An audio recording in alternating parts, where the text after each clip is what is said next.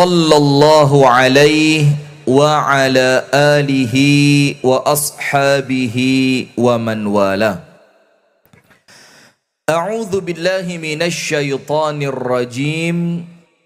Ya ayyuhalladzina amanu taqullaha haqqa tuqatih wa la tamutunna illa wa antum muslimun.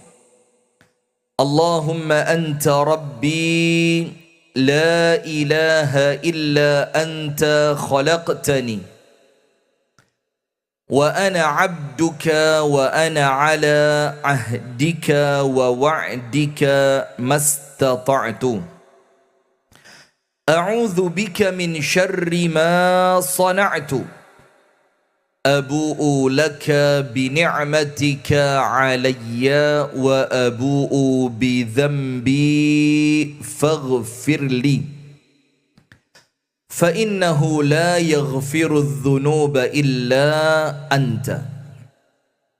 Asbahna ala fitratil Islam wa ala kalimatil ikhlas وعلى دين نبينا محمد صلى الله عليه وسلم وعلى ملة أبينا إبراهيم حنيفا مسلما وما كان من المشركين أما بعد. اللهم إنا نسألك علما نافعا ورزقا طيبا wa amalan mutaqabbala. Amin ya rabbal alamin. Alhamdulillah, jamaah yang dirahmati oleh Allah Subhanahu wa taala, kita bersyukur kepada Allah walaupun timnas kalah. Kecewa saya. Dibelani gak nang masjid, kualat asli, kualat, masya Allah. Itu gara-gara kesalahan satu orang jadi petaka. Itu loh Bu, hati-hati Bu. Sudah lanjut. Alhamdulillah, kita tetap bersyukur kepada Allah Subhanahu wa taala atas limpahan nikmat yang Allah karuniakan, yang tentu kalau kita hitung-hitung jumlahnya tidak akan ketemu. Karena Allah itu terlalu baik, Allah Maha Rahman, Allah Maha Rahim, sehingga sesuai dengan sifat Allah yang Maha Baik itu disebutkan dalam tafsir suratu Al-Fatihah, ketika para ulama tafsir itu menjelaskan kalimat Ar-Rahman Ar-Rahim, yaitu Bismillahi Ar-Rahmanir-Rahim. Kalimat itu jamaah oleh para ulama sebagiannya ditafsirkan dengan satu kalimat yang luar biasa. Apa kalimat itu? Tafsiran dari kalimat Ar-Rahmanir Rahim itu Allah idza a'ta adhash, yaitu dialah Allah idza a'ta, yang apabila dia mau kemana? Hah? Oh ya udah. Santri ngalah ya. Yaitu Allahu, dialah Allah, idza a'ta, apabila memberikan sesuatu, apabila Allah mengkaruniakan sesuatu kepada kita, apabila Allah mendatangkan sesuatu kepada kita, apa yang Allah beri, apa yang Allah karuniakan, apa yang Allah datangkan dalam hidup kita ini disebutkan oleh para ulama adhash. Adhash itu artinya dahsyat. Jadi pemberian Allah itu tidak ada yang kecil. Pemberian Allah itu tidak ada yang sepele. Pemberian Allah itu tidak ada yang remeh-temeh. Semua itu ketika Allah Ta'ala berikan dalam kehidupan kita, maka itulah makna dari kalimat Ar-Rahman Ar-Rahim, yang artinya semua pemberian Allah itu dahsyat. Nah, maka dengan itu jamaah sekalian, syukur kita kepada Allah juga harus syukur yang dahsyat. Tidak boleh syukur yang kecil-kecilan, tidak boleh. Maka warga Muhammadiyah ini harus mulai diurui gampang syukuran. Jarang wong Muhammadiyah syukuran, selamatan, jarang. Paling ngetarani lek medit. Nggih napa nggih? Enggak kok nggih. Masya Allah. Nah, maka dengan itu jamaah kita harus mengganti cara kita bersyukur. Harus dengan cara yang paling dahsyat. Maka sesuatu apapun yang kita lakukan untuk Allah tidak boleh setengah-setengah. Kudu sing paling apik, paling keren, paling top, paling hebat. Salat, bajunya harus paling bagus. Kondisi pikirannya terbaik. Ketika mau kurban, cari binatang kurban yang terbaik. Kita biasa diwalik. Diwalik lek omah kudu paling apik, wayahe kurban sing penting sah. Sing penting sah, golek sing murah. Pinten kambingnya Pak? 1.700. Poel durung. Ya poel tapi kurus serapopo. Syaratnya kan poel gak penting lemu. Nah ini loh. Ini masa syaratnya lemu. Ini kok kambing napa ibu-ibu? Astagfirullahaladzim. Astagfirullah. Nun sewu nggih Bu, guyon-guyon. Maka dengan itu apabila kenikmatan yang Allah beri, yang nikmat itu merupakan nikmat-nikmat yang paling dahsyat, ternyata syukurnya kecil, maka hati-hati. Bisa jadi kita oleh Allah tidak dianggap bersyukur kepada Allah dengan syukur yang benar. Maka itulah mengapa Allah Ta'ala memberitahukan kepada keluarga Nabi Daud. Itu kan Nabi yang paling top secara duniawi. Daud, Sulaiman itu penak kabeh uripe. Penak kabeh. Maka berbanding lurus dengan penake urip tadi, Bu. Berbanding lurus dengan apa? Ya Allah panjenengan kok di bawah. Nggak apa-apa nggih. Mboten usah curhat, nanti pasang status ngaji pisan lungguh nisor. Nggak usah nggih. Nggak apa-apa karena sesuatu itu Bu lek tantangane luwe abot, pahalane luwe gede. Terus yang duduk kursi dibanding yang duduk bawah pahalanya lebih besar. Amin. Ilmune luwe manfaat. Amin. Melbu surgane luwe cepet. Melbu surga luwe cepet itu ya kemungkinannya banyak. Amin ya rabbal alamin. Nah sudah. Maka Allah mengatakan kepada Nabiullah Daud alaihi salam, ketika Allah berikan kepada Nabi Daud kenikmatan yang luar biasa, Allah berikan kepada Nabi Sulaiman kenikmatan yang luar biasa. Karena Daud dan Sulaiman ini siapa? Bapak anak. Bapak dan anak. Maka Allah mengatakan i'malu ala Dawud syukra wa qalilum min ibadiyasy syakur. Apa Allah katakan? Wahai keluarganya Daud, termasuk Sulaiman, i'malu, lakukanlah syukur. Jadi syukur itu amalan, bukan sekedar ucapan. Maka Allah mengatakan i'malu, lakukanlah ala Dawud, wahai keluarganya Dawud, syukran, perbuatan yang mencerminkan Anda itu bersyukur. Kemudian ketika syukur itu dikaitkan dengan amalan, Allah mengatakan apa? Wa qalilun min ibadiyasy syakur.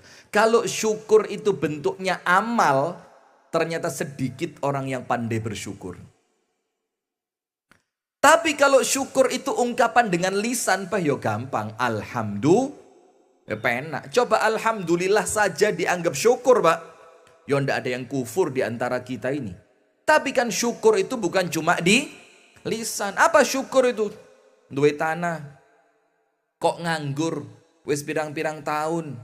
Masya Allah, iki luwe manfaat. Tak selene Muhammadiyah. Cek ditanduri. Nanti hasilnya digawe operasional pengajian Ahad pagi. Nanti lek aku wis iso nggarap tak jukuke maneh. Tapi lek atiku pas penak wis mesisan tak wakofne. Itu namanya orang bersyukur. Kemudian ketika dia melihat ada anak-anak di sekitarannya yang kepingin sekolah, ndak punya biaya. Ayo urunan. Ya apa carane arek-arek iki ben iso sekolah. Nanti kalau mereka sudah sekolah, ternyata keadaan gizi nutrisi di rumahnya kurang, maka Pak Prabowo luar biasa. Karena nutrisi kurang dikasih MBG, makan bergizi gratis. Tapi kami belum dapat ya. Ngantang pun angsal apa dereng? Loh, nanti saya telepon Pak Prabowo. Tak telepon ntar lagi. Nah, sama.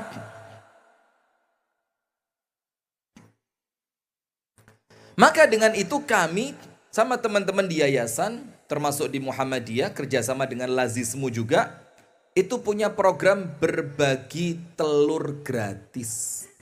Tum-tuman dok.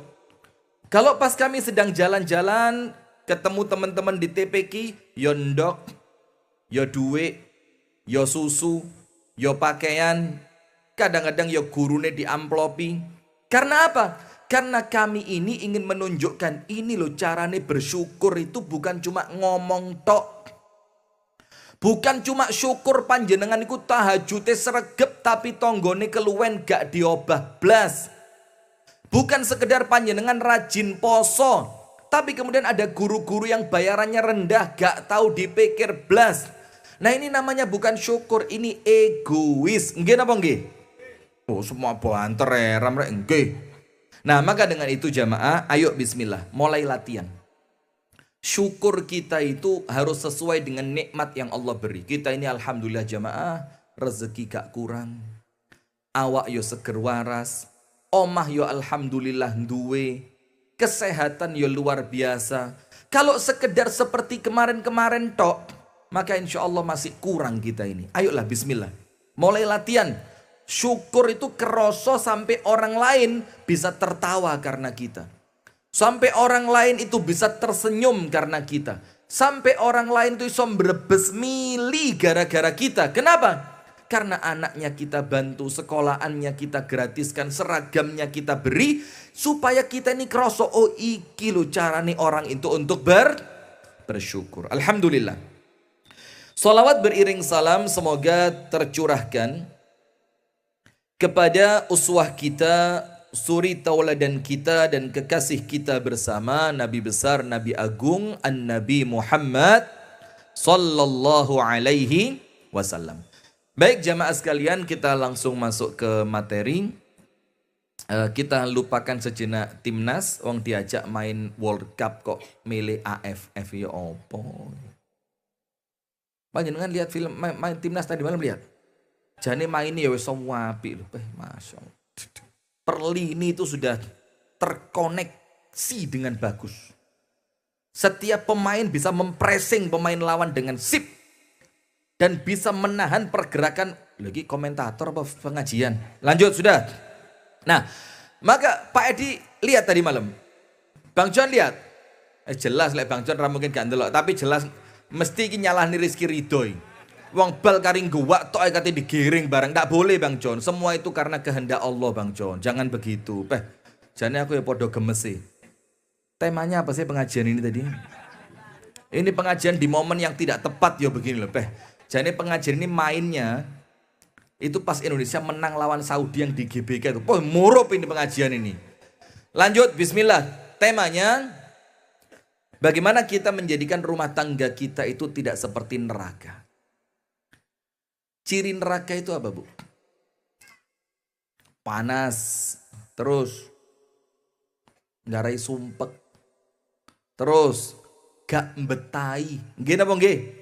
Nah, maka salah satu yang Allah sebutkan tentang neraka itu, ibu-ibu yang duduk di bawah gubuk, mireng suara kula bu. Alhamdulillah. Begini bu, ciri neraka yang Allah sebutkan. Dalam Al-Quran Allah Ta'ala berfirman, yuriduna an yakhruju minan nari wa ma hum bikharijina minha. Mereka itu penghuni neraka pak, getol banget kepingin bisa keluar dari neraka. Dalam keadaan sampai kapanpun mereka tidak akan keluar. Maka ciri rumah tangga neraka itu Pak. Kalau panjenengan baru pulang, adus salin metu maneh. Jadi rumah itu tidak menjadikan panjenengan betah. Baru masuk ke rumah, wes kepikiran metu. Enten ngoten niku tiyang kados ngoten niku. Wonten apa kathah? Ngeniku wong ya teko. Ini suami apa istri? Yang gak betahan di omah biasanya suami atau istri? Ya, angel yang ini. Ya. Nah sudah, maka cirinya neraka itu adalah penghuninya tidak betah di sana.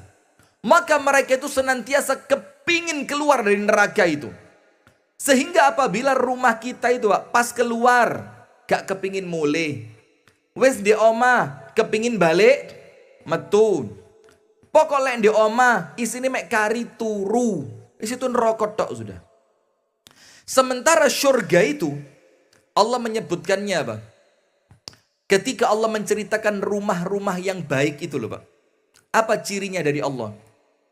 Allahul ladzi ja'ala lakum min buyutikum sakana.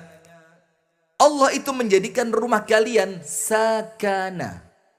Sakan itu tempat berhenti. Itu rumah. Jadi orang itu kalau rumah tangganya surga, itu les mlebu omah, rasanya apa? Wes koyok gak kepingin metu. Atine kroso ayem. Kemudian dia di rumah itu seperti merasakan sesuatu yang menjadikan dia itu pengen istirahat. Tidak lagi kepikiran masalah di luar rumah tadi ketika kerja di jalan raya. Itulah ciri rumah tangga yang Allah jadikan surga, sakana. Dan kalimat sakana ini itu satu akar kata dengan dua kata yang akrab di telinga panjenengan. Sakinah. Apa Bu? Sakinah. Maka kalau dibilang rumah tangga yang sakinah, itu maka rumah tangga ini menjadikan seorang istri betah di rumah, menjadikan seorang suami betah di rumah. Maka kalau ngomong rumah tangga sakinah, kemudian di omaiku mek koyok terminal. Panjenengan tahu terminal? Tempat transit. Cuma tempat mampir. Teko, tase didekek, adus, kelambian maneh, nggawa tase nganyar, metu maneh. Ini seperti terminal. Nah, padahal kalau kita kepingin sakinah, yaitu tadi Allahul ladzi ja'ala lakum min buyutikum sakana. Rumah itu harus menjadi tempat yang menjadikan kita di sana itu bisa tinggal dengan nyaman. Kemudian ada kalimat yang lain lagi. Panjenengan tahu kalimat sukun. Alif fathah A, alif dhamma U, alif kasrah kualik. Diulang lagi. Alif fathah A, alif kasrah I, alif dhamma U, A, I, U. Kalau alif sukun, ya Pak, alif tidak ada itu, tanwin itu. Itu tanwin. Sukun itu apa? Yo mandek renek suarane. Gak iso A, gak iso I, gak iso U. Mandek renek suarane. Apa maksudnya mandek renek suarane itu? Ketika di rumah, wes tenang, nyaman, damai, sejahtera, gak ribut, jeriti bojone. Wah kopi! Apa bojo teko 30 detik kopi durung enek. Lulu. Ini maka bukan sukun. Nah sekarang kita perhatikan jamaah. Bagaimana ciri-ciri rumah tangga neraka itu seperti apa? Yang tentunya perlu kita hindari. Ayatnya begini. Allah subhanahu wa ta'ala berfirman. Ya ayyuhalladzina amanu. Wahai orang-orang yang beriman. Ya ayyuhalladzina amanu. Ku anfusakum wa ahlikum nara wa quduhan nasu wal hijarah 'alaiha malaikatun ghilaz. Lihat, neraka itu cirinya apa? Wongi keras-keras. Suami ngomong pak, istri ngomong hak, anak salah didik pak. Ini Pak, neraka itu, ya ayyuhalladzina aman, wahai orang-orang yang beriman. Qu anfusakum, jogon awakmu. Wa ahlikum, dan jogon keluargamu. Jogo diri, jogo anak, jogo istri. Di mana tempatnya? Ya di rumah. Tidak akan terjaga dari api neraka kalau kemudian rumahnya seperti neraka. Ku anfusakum wa ahlikum naro. Jagalah keluarga kalian dari api neraka. Dalam artian yang lain tidak menutup kemungkinan yo jogoen rumah tanggamu masing-masing ojo sampai dadi koyok neraka. Yang kemudian cirinya neraka itu Pak Sugeng, itu bukan buat saya tuh. Peh tuas wis bongah hatiku jajane wage. Lah kok digo ngalih. Ngono gak noleh belas. Sudah. Maka cirinya apa? Alaiha malaikatun ghilaz. Yang neraka itu oleh Allah diisi sebagai penjaganya malaikat-malaikat ghilaz. Ghilaz itu apa? Atine beku. Atine gak kenean blas. Syidad. Syidad itu apa? Ngamuan. Itulah cirinya neraka. Dan Allah memerintahkan kita untuk menjauhkan rumah tangga kita dari api neraka. Maka jangan sampai rumah tangga itu berisi orang-orang yang hatinya beku. Hatinya beku itu apa? Tidak gampang tersentuh. Tidak gampang memaafkan. Kemudian syidat, wonge ngamuan, salah titik, jerit, telat titik, ngamuk, keleru titik, gepuk.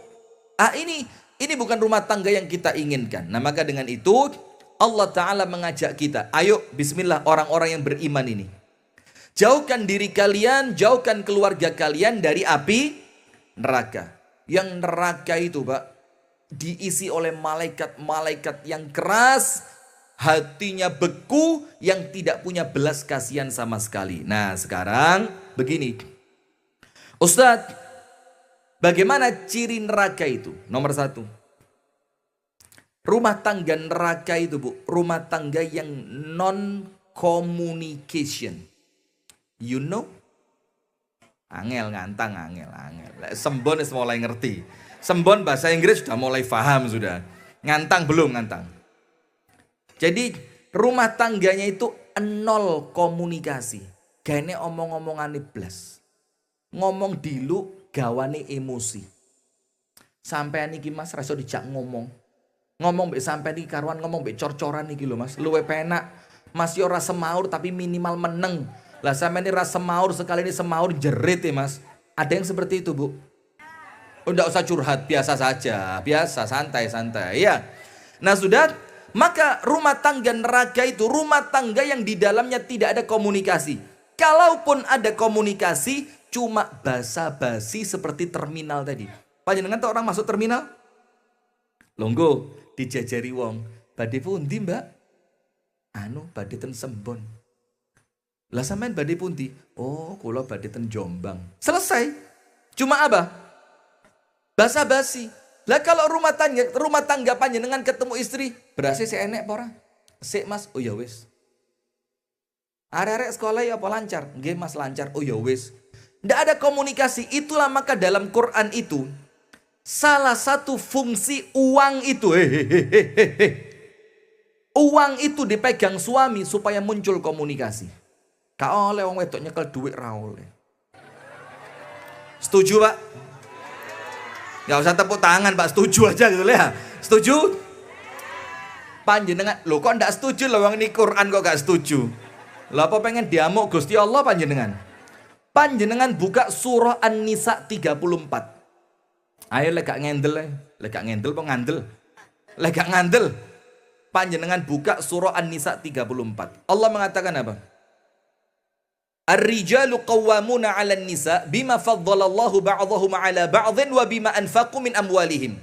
Laki-laki itu diajeni jadi pemimpin itu karena dua. Nomor 1 karena punya kelebihan. Nomor 2 karena pegang uang. Karena pegang uang. Nah, kalau uang dipegang suami, istri didumi, nyodek. Nanti kalau uang itu kurang, mas tibakne kurang, ora cukup. Maka istri akan komunikasi. Lah coba dipegang istri semua. Suami mau keluar main sama temennya, yuk sangune. Suami apa? Suami yuk sangu. Itulah dikei, lebih bojone diamuk malah apa? Tambah entek, ciu entek. Entek tambah. Lihat.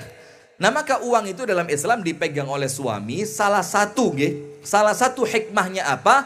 Agar dalam rumah tangga itu muncul komunikasi. Maka lihat. Luqman Al-Hakim sama anaknya, komunikasi apa enggak? Komunikasi. Ya bunayya la tusyrik billah. Nak, ojo sampai syirik. Dalam ayat yang lain, nak, Allah itu maha tahu nak. Kalau ada satu pasir kecil di atas batu yang licin di malam yang gelap gulita, Allah tahu nak. Itu komunikasi atau tidak? Komunikasi. Nabi Muhammad SAW dengan istrinya komunikasi mboten? Komunikasi. Bahkan Ibunda Aisyah itu pernah Nabi Muhammad baru pulang seket kate turu. Ibunda Aisyah ceritanya apa? 11 rumah tangga perempuan yang tadi siang ketemu Ibunda Aisyah. 11 dicerita nih kabeh. Padahal perempuan itu rumah tangga satu saja gak entek-entek. Ini berapa? 11. Jadi Ibunda Aisyah itu tadi siang ketemu perempuan 11. Mereka kompak.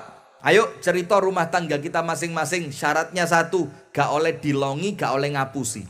Cerita yang pertama, tuwawa. Cerita yang kedua, tambah dowo. Ketiga, keempat, sampai 11. Dan semua cerita 11 perempuan itu oleh Ibunda Aisyah diceritakan kepada Ibunda Aisyah. Kepada Rasulullah. Dan Rasulullah ngerungoknya ya gatek nih tenan. Gak mek. Oh iya ta? Oh empeh kok kayak ngono. Nggak, serius dengerin. Itu komunikasi. Nah, sementara penghuni neraka nggak ada komunikasi. Kenapa penghuni neraka tidak punya komunikasi? Karena mereka sudah sibuk dengan azab mereka masing-masing. Suami lek sumpek di luar rumah, kroso koyo ke azab, dijak ngomong istri meletik. Jadi kayak kompor disumpet tas, buk.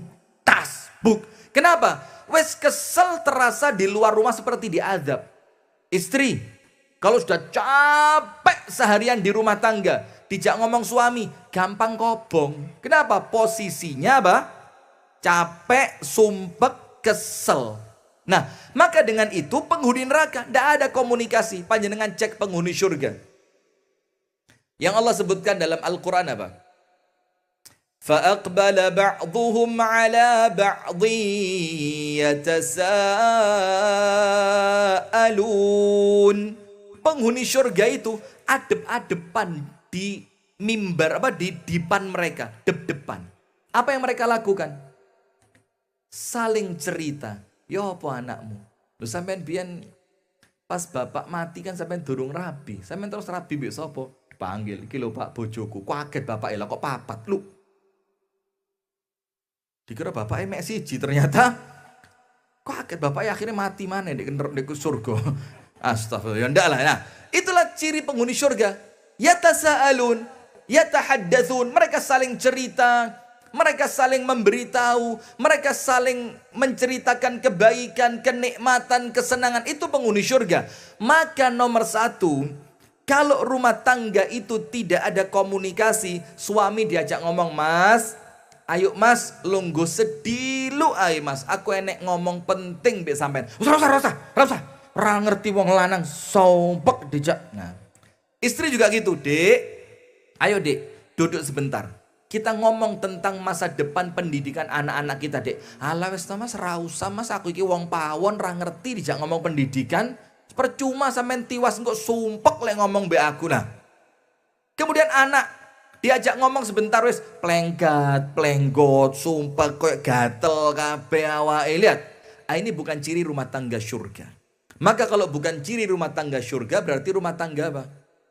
Neraka. Maka nomor satu, rumah tangga neraka itu jamaah yang dirahmati oleh Allah adalah rumah tangga yang di dalamnya tidak ada komunikasi. Ndak enek guyone ra enek. Panjenengan tahu kenapa orang pacaran itu salah satunya jari ini saya. Karena saya belum nyoba. Ya mudah-mudahan gak. Amin ya Rabbal Alamin. Kenapa kok katanya menyenangkan? Karena mereka itu WA-an, ya apa? Wong lek pas pacaran kalau WA-an ya apa? Sedih lu apa suwi? Lagi apa? Nanti si istri. Lah istri kudu pacaran ya. Si pacar jawab, lagi mikirin kamu. Masya Allah. Lagi mikirin kamu. Terus dibales maneh, balas. Gak kerasa jam 2 bengi. Nggih napa nggih? Lho kok tahu ya. Nah, komunikasi mereka enak. Kenapa? Hatinya seneng. Lah rumah tangga itu kalau komunikasinya ndak enak mesti hatinya gak seneng. Lah lek hatinya gak seneng gak mungkin surga. Artinya mereka itu menjadi rumah tangga neraka. Nomor 2. Apa ciri rumah tangga neraka itu? Ngamuan. Didik ngamuk, emosi, didik tersinggung, baper. Istri masang status nyindir aku yo. Coba, istri masang status langsung dianggap nyindir aku. Gantian suami pasang status. Bahagianya punya istri yang kona'ah. Nyindir, mentang-mentang aku pokat paket, bendino paket terus disindir istri kona'ah. Ini ndak ada. Itu rumah tangga neraka itu. Emosian, ngamuan. Panjenengan tahu? Marah itu dari siapa? Setan tempatnya di mana? Alladzi yuwaswisu fi sudurin nas, bisi atine menungso. Yang dibisikkan oleh setan kebaikan atau keburukan? Keburukan. Maka Rasulullah itu mengatakan, idza ghadiba ahadukum, apabila salah seorang di antara kalian marah, maka salah satu cara yang Rasul ajarkan cek ngamuke ilang itu dengan disuruh apa? Wudhu. Disuruh apa? Wudhu. Kenapa disuruh wudhu? Rasul mengatakan marah itu datangnya dari setan. Setan itu terbuat dari api. Maka padamkanlah api setan itu dengan air wudhu. Dan setan tempatnya di mana? Neraka. Tidak ada ahli surga amu-amuan. Ibu-ibu melbu surga. Pak Ustadz, lo nanti kalau suami saya bidadarinya lebih dari 1, wis aku tak ada neraka ya Ustadz. Kok kayak gak penak, aku lah cemburu. Kalau ada cemburu bukan surga namanya. Wong surga itu mesti penak. Tidak ada cerita di surga. Laki-laki yang paling kecil di surga istrinya 70. Langsung istrinya mikir, wis tak dongakno neraka ae bojoku wis ya. Timbang kok bojone 70. Nah, maka untuk para laki-laki ini dilatih mulai sekarang, Pak. Karena panjenengan nanti di surga 70, Pak. Kalau mboten latihan mulai sekarang yo kaget panjenengan, stroke mati gak sedo menikmati surga panjenengan. Dilatih mulai sekarang, bagaimana rasanya? Betul Bu? Betul Bu? Mulai loh saya. Lo diceramai kok gak terus sih mangin ya apa ini? Sudah. Nah maka ndak ada Pak, penghuni surga ngamuk itu ndak ada. Penghuni surga itu apa? Ketika oleh Allah ditanya, ya ibadi, wahai hambaku, bagaimana keadaan kalian? Ditanya sama Allah, kepingin niki gak? Kan begini, penghuni surga itu setelah masuk, oleh Allah ditanya, jalukmu apa? Dikasih. Jaluk apa? Dikasih. Jaluk omane? Ditambahi. Jaluk omane? Sampai permintaannya habis. Bayangin, sampai permintaannya habis. Wes gak duwe pengarepan blas. Ternyata setelah permintaannya dia habis, pikiran entek wes gak iso mikir maneh, oleh Allah ditawani. Ditawari. Kepingin ini atau tidak? Wih ya Allah kepingin. Ya wis nyo. Ditawari lagi. Kepingin iki gak? Wah cocok ya Allah. Nggih pengen. Nyo. Kepingin iki gak? Nggih. Nyo. Sampai terakhir Allah tanya. Ya abdi. Hal radhitum. Ya ibadi. Hal radhitum. Ya apa? Wis bunga apa durung hatimu? Wis ridho apa durung? Wis seneng apa durung? Apa jawabannya penghuni surga? Radhina ya Rabbi, kami ridho ya Allah. Nah, ridho itu gak ngamuk. Ridho itu apa? Gak ngamuk. Maka kalau rumah tangga itu keisi orang yang ngamuan, itu namanya rumah tangga neraka. Istri mana sih yang seneng dapat suami ngamuan? Ustadz, gak ngamuan ini kurang seru Ustadz. Urip kok empane renek tantangane belas ngono lho. Loh, untuk bojo ngamuan ya panjenengan iso dimutilasi 40 bagian barang. Bagaimana Pak Polisi? Mutilasi 40 bagian panjenengan. Nah, maka ngamuk itu jamaah Rasulullah mengingatkan, iyyakum wal ghadab. Atau dalam hadis yang lain, maaf saya keliru, dalam hadis yang lain ada seorang laki-laki datang sama Nabi Muhammad. Apa Rasulullah katakan kepada dia ketika dia minta nasihat? Rasul katakan, la taghdab, ojo ngamuan. Laki-laki itu minta tambahin nasihatnya, ya Rasul, tambahkan lagi nasihatnya ya Rasul. Ya wes, apa itu? La taghdab, ojo ngamuan. Laki-laki itu ngomong, zidni, tambah ono Kanjeng Nabi, mosok saya minta nasihat, endek, ojo ngamuk, sampai tambahi. Ditambahi sama Nabi, apa tambahannya? Ojo ngamuan. Dan faraddada miraran wa qala la taghdab. Rasul mengulang kalimatnya berkali-kali, gak mandek-mandek, dan yang diulang cuma satu, jangan marah. Karena kalau rumah itu penuh kemarahan, anak lu wedi. Saya tanya, begini Bu, salah satu faktor yang menjadikan anak kita itu gampang ngapusi, bohong, itu apa? Karena dia khawatir lek aku jujur bapakku ngamuk, lek aku jujur ibuku ngamuk. Akhirnya dia mikir timbang dia ngamuk, karuan ngapusi. Nah coba, ada satu cerita ini, Kanjeng Nabi itu ada orang jujur gak diamuk. Namanya, ada seorang sahabat lanang ganteng si enom, namanya Akhwat. Namanya siapa?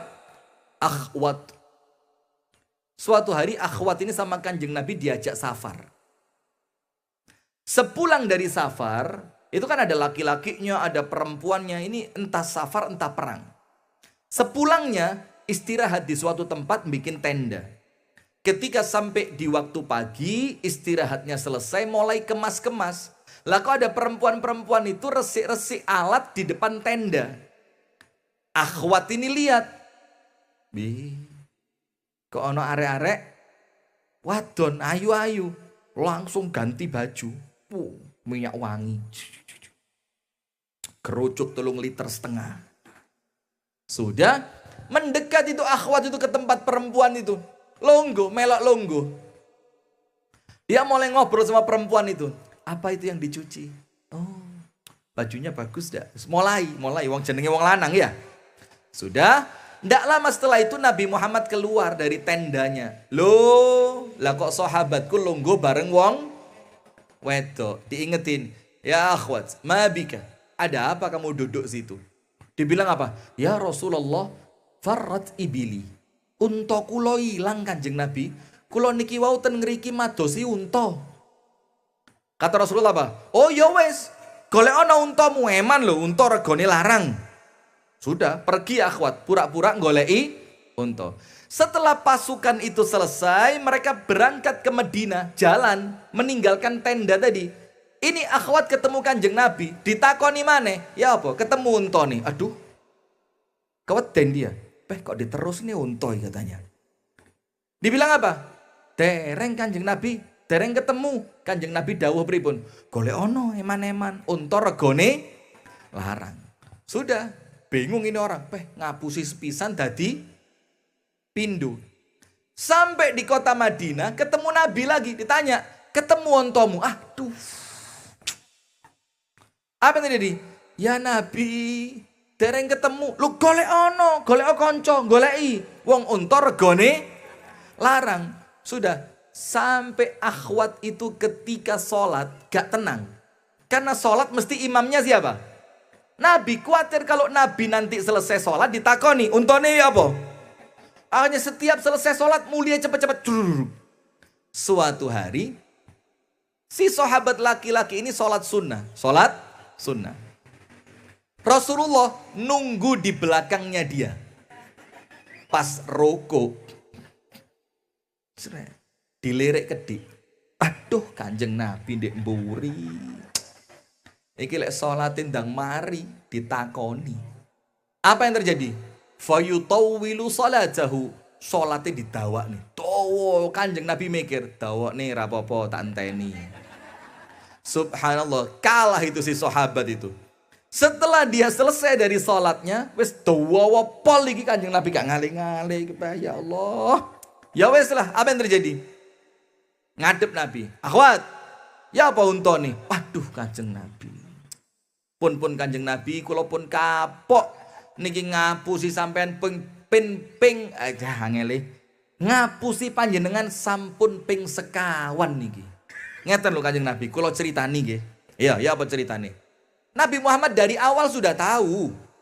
Cuma Nabi Muhammad kepingin ngajarin buat kita ini. Sudah, ketika akhwat ngaku, ya Rasul, sebenarnya unta saya ndak hilang. Tapi waktu pagi-pagi itu saya keluar tenda, kok ana wong wedok ayu-ayu. Kok empane pengen marani. Akhirnya saya ganti baju, saya berdandan, rambut saya rapiin, saya deketin mereka. Lah kok jeket lungguh panjenengan tingali Kanjeng Nabi durung sempet kerasa apa-apa katanya. Nah sudah, maka ya Rasul sebenarnya unta saya ndak hilang. Napa dawuh Kanjeng Nabi? Rahimakallahu ya akhwat, rahimakallah. Gak diamuk malah didongak nih. Semoga Allah merahmatimu, semoga Allah menyayangimu, semoga Allah mengasihimu. Langsung perbincangan diwalik. Kaifa abuka? Bapakmu kabare piye?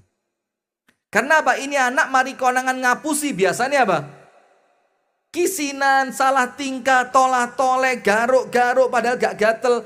Maka sama Nabi Muhammad langsung dirubah. Ya apa kabare? Bapakmu. Setelah itu terjadi, baru 10 hari ke depan Nabi Muhammad dawuhkan kados ngeten iki. Iyyakum wal kadzib, alaikum bisidqi. Wong Islam jujur. Sing jujur. Fa inna sidqa yahdi ilal birri. Karena kejujuran itu mengantarkan pada kebaikan. Wa innal birra yahdi ilal jannah, dan kebaikan itu mengantarkan kalian ke dalam surga. Ditambahi iyyakum wal kadzib. Aku melarang kalian ojo sampai ngapusi. Kenapa? Fa innal kadziba yahdi ilal fujur, karena kebohongan itu mengantarkan pada perbuatan jahat. Wa innal fujura yahdi ilan nar, dan perbuatan jahat itu mengantarkan seseorang masuk neraka. Apa kata akhwat? Ini lo jagoan Kanjeng Nabi. Omongan ini seharusnya nyindir saya 10 hari yang lalu. Tapi Kanjeng Nabi ngenteni ditoto hatiku, cek gak kerasa kesendir. Ndak seperti ustadz sekarang, ceramah nyindir, ngamak, ngamuk, syirik, bid'ah, khurafat, waduh. Ndak lihat situasi. Saya pernah komunikasi dengan satu jamaah di Kasembon. Jamaah Masjid Darussalam. Itu kan saya kalau ceramah kan ketoto pelan-pelan. Jangan sampai jamaah itu buyar gara-gara ceramai kasar kan gitu. Salah seorang jamaah kami di Kasembon ngomong ini, sawen, aku tadi ustadz sikat langsung syirik. Terus saya bilang sama beliau, ya ngono iku lho Gusti Allah Maha Adil, lek sampean ustadz jamaah buyar, saya bilang. Maka sampean dadi guru aja dadi ustadz. Nah kan gitu, dadi guru kadang-kadang diamuk wali murid barang kok. Tahu digawani celurit kok Bu. Masya Allah, sudah. Maka kata akhwat apa? Ini loh, dai sing top yo ngene iki. Rasulullah tidak ingin mempermalukan saya. Maka Rasulullah menceritakan tentang kebohongan itu mengantarkan pada keburukan. Keburukan itu mengantarkan pada neraka. Itu ndak 10 hari yang lalu. Karena ngonangi lah ikut nyindir aku. Tapi Rasulullah tunggu sampai 10 hari. Keadaan nyaman, tenang, situasi normal. Baru diberitahu. Ojo ngapusi. Nah sudah, sekarang kita kembali ke marah tadi ya. Maka sahabat ini, dia ngomong jangan marah. Jangan marah. Maka salah satu kemarahan itu efek buruknya apa? Orang di sekitar kita tidak berani jujur. Datu lek panjenengan niku ngamuan, tiang sekitar panjenengan niku mboten wantun jujur. Hidupnya tidak tenang. Lah kalau tidak tenang itu surga apa neraka? Kalau tidak tenang surga apa neraka? Neraka. Nomor 3, ciri rumah tangga neraka. Isine jerit-jerit. Isinin apa bu? Suami di depan, istri di dapur. Dek, kopi pitulas. Ada tamu. Opo angele, dateng jalan. Ngomong ke istrinya di telinganya, sebulan sik kupingi. Dek, Masya Allah dek, sampean kok ayu eram. Karena mau dijalui kopi pitulas ini. Lek gak dirayu disik campur sianida ini kopinya nanti. Diudek, diombe, muru mati langsung. Subhanallah. Diudek sih. Nah, datang ke dapur. Wong rumah kita lo ombone sak piro sih pak? Mosok ruang tamu pawon iku tuh jerit-jerit itu loh. Padahal panjenengan lek melaku, paling melaku cuma berapa langkah sampai dapur itu loh. Istri ngerasa diregani, gak ada teriakan-teriakan yang membisingkan telinga. Nah, sekarang lihat ciri neraka yang Allah sebutkan dalam Quran. Wahum yastarikhuna fiha. Penghuni neraka itu yastarikhun. Ini bukan yasrukhun, ditambahi satu kalimat to. Ini namanya tambahan huruf menambah makna dalam bahasa Arab. Ziyadatu al-harfi ziyadatun fil makna. Seperti kalimat wasbir, sabarlah. Tapi ada kalimat lain dalam Quran bukan wasbir, wastobir. Ditambahi apa? Tok. Artinya apa? Sabar tok gak cukup, sabare kudu pangkat telu. Itu ketika ada tambahan huruf, maka bertambahnya apa? Kekuatan di dalam makna. Nah, sekarang begini, ketika penghuni neraka itu masuk ke neraka, Allah menyampaikan tentang mereka, apa yang Allah katakan? Wahum yastarikhuna fiha. Penghuni neraka itu jerit-jerit. Enes sing jeriti kancane gara-gara awakmu aku melbu neraka. Ada yang jerit nyari temennya, "Ndi koncoku sing biyen maksiat bareng aku." Dia ndak tahu temennya sudah tobat, dia keburu mati.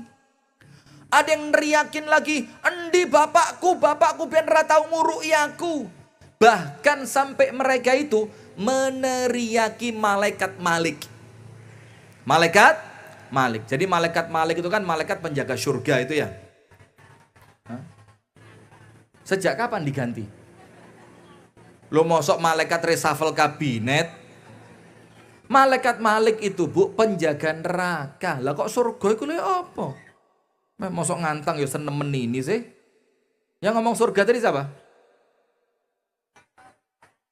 Baru di ngantang loh Ustadz, disalahnya itu baru di sini loh bu. Itulah maka jarang-jarang saya ke ngantang ini. Saya ke salah omong didik langsung Ustadz disalah-salah nih kayak gini tok gitu loh. Pak Sugeng sudah sekali ini tok Pak Sugeng ya. Minggu depan ganti Ustadz yang lain saja. Ya mesti wong gentenan di pek dewi. Nah sudah, maka sampai malaikat Malik itu dijeriti. Apa teriakannya penghuni neraka? Ya Malik liyaqadhi alaina rabbuk. Malik, ngomong marang gustimu Malik, ngomong sama Tuhanmu malaikat Malik, liyaqdhi alaina rabbuk. Bilang saja sama Allah, ojo diseksa kon mateni ay menisan, wis ra kuat. Dan itu mereka melakukannya dengan apa? Teriakan. Dengan apa bu? Teriakan. Maka penghuni neraka itu sering jerit-jerit terus. Ibu-ibu tahu Ibunda Khadijah?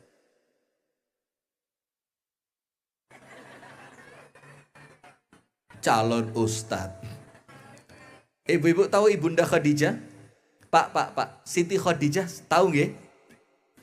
Suatu hari Siti Khadijah itu dapat kirim salam saking Gusti Allah. Bayangin, gak macem-macem panjenengan paling sing kirim salam siapa? Bang Pretil. Bang Detil. Kirim salam ya wis ping 3 atau ketok di omai. Loh. Ini kirim salam dari Allah Ta'ala. Jadi suatu hari malaikat Jibril turun kepada Nabi Muhammad Sallallahu Alaihi Wasallam. Terus malaikat Jibril setelah selesai urusannya dengan Nabi Muhammad mengatakan, Ya Muhammad, aqri Khadijata minallahis salam. Muhammad, bacakan ucapan salam dari Allah untuk istrimu yaitu Khadijah. Wa aqri Khadijata minnis salam. Dan sampaikan pula kepada Khadijah salam dari saya, malaikat Jibril. Kemudian malaikat Jibril mengatakan begini, wa basyirha bi baitin fil jannati la sakhabun fiha wala nasab. Wa basyirha bi baitin fil jannati min qasabin. La sakhabun fiha wala nasab. Dan berikan berita gembira untuk Khadijah. Apa berita gembiranya? Bahwa Allah telah memberi untuk Khadijah satu istana full di surga. Terbuat dari berlian. Jadi kalau berlian cuma digawe cincin terus malah ngomong nginang ini kayak wong tremor ya peyon deso iki. Iya. Ini istananya terbuat dari berlian. Pondasine berlian, temboke Jadi panjenengan gak usah bingung berlian di dunia, di akhirat wis ta entuk. Gak usah khawatir. Amin. Sing penting berlian di dunia disedekahne dhisik. Apa yang duwe berlian? Alah. Salah ngomong saya. Sudah lanjut. Berikan untuk Khadijah suatu istana di surga yang terbuat dari apa? Berlian. La sakhabun fiha. Yang di dalam istana itu nanti Ibunda Khadijah tidak bising telinganya. Tidak bising. Wala nasab, dan dia tidak perlu lagi capek di sana. Tidak perlu apa? Capek. Pertanyaannya, para ulama mikir hadis ini, Pak. Kenapa kok sifatnya istana Siti Khadijah itu istana yang di dalamnya tidak ada kebisingan? Bising itu apa sih? Son horeg itu loh. Apa itu namanya? Bising. Lek dirungokne ku kuping kerasa cumpleng. Rame teriakan, hujatan, caci makian, demonstran itu bising. Nah, kenapa Ibunda Khadijah mendapatkan istana yang di dalamnya tidak ada kebisingan? Karena apa? Disampaikan oleh para ulama. Karena Ibunda Khadijah 25 tahun berumah tangga dengan Kanjeng Nabi Muhammad, tidak pernah ngamuk, tidak pernah protes, tidak pernah teriak seperti jamaah Ahad pagi ngantang ini. Apa ya? Nggak tahu ngamuk, nanti ngamuk, ya selewat, gugur. Kadang-kadang ini Bunda Khadijah belas ora tahu ngamuk, gak tahu protes, gak tahu ngamuk, protes, jerit, ndak pernah. Maka oleh Allah diganti, karena kamu di dunia menjaga rumahmu tanpa teriakan, di surga dapat istana yang tidak ada kebisingan. Itu loh Bu. Maka kalau kepingin rumah tangga seperti surga, yo jangan dijadikan seperti penghuni neraka sing senengane jerit. Penutup terakhir. Kenapa? Apa ciri rumah tangga neraka itu?